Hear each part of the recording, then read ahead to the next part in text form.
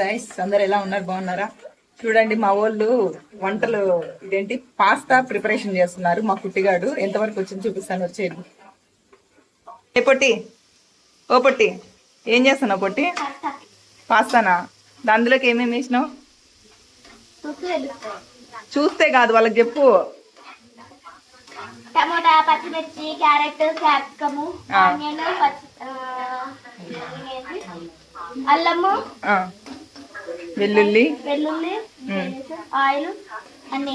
చూడండి మా పొట్టిదా ఫోన్ చూసుకుంటూ ప్రిపరేషన్ చేసుకుంటుంది. అది తినాలనుకుంటే ఏదైనా చేస్తుంది, కానీ మాకు తినాలనిపించినప్పుడు మాత్రం చెయ్యదు. అంతే కదా వెన్ను?